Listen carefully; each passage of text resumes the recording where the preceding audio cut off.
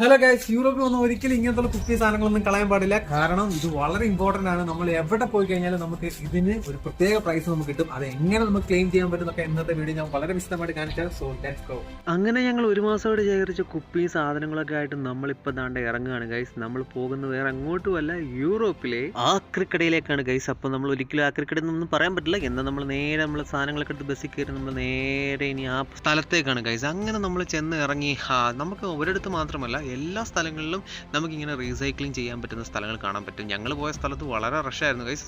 എല്ലാവരും വെയിറ്റിംഗ് ആയിരുന്നു. ഇവിടെ ഈ നാടും യൂറോപ്പും എല്ലാം വളരെ നീറ്റ് ആൻഡ് ക്ലീൻ ആയിട്ട് കിടക്കുന്നതിൻ്റെ ഏറ്റവും വലിയ റീസൺ ഇത് തന്നെയാണ് ഗൈസ്. കാരണം എല്ലാ യൂറോപ്യൻസും വന്ന് ഇവിടെ റീസൈക്കിൾ ചെയ്യാറുണ്ട്. അങ്ങനെ ബോട്ടുകളെല്ലാം ഇട്ടുകൊണ്ടിരിക്കുകയാണ്. അപ്പോൾ തന്നെ എല്ലാവരും വെയിറ്റ് ചെയ്തുകൊണ്ടിരിക്കുകയാണ് ഗൈസ്. ഇവിടുത്തെ റൊമാനൻസും കാര്യങ്ങളെല്ലാം വെയിറ്റ് ചെയ്തുകൊണ്ടിരിക്കുകയാണ്. അപ്പോൾ നമുക്ക് കാണാൻ പറ്റും, ചില ബോട്ടിലിടുമ്പോൾ അവിടെ ഇൻഡു മാർക്ക് കാണിക്കും. പക്ഷേ എന്നാലും വീണ്ടും ഇടുമ്പോൾ അതിങ്ങനെ കൂടിക്കൂടി വരും നമുക്ക് കാണാം. നമുക്ക് അത് കഴിഞ്ഞ് കഴിയുമ്പോഴത്തേക്ക് 25 റോൺ ആകുമ്പോഴത്തേക്കും നമുക്കൊരു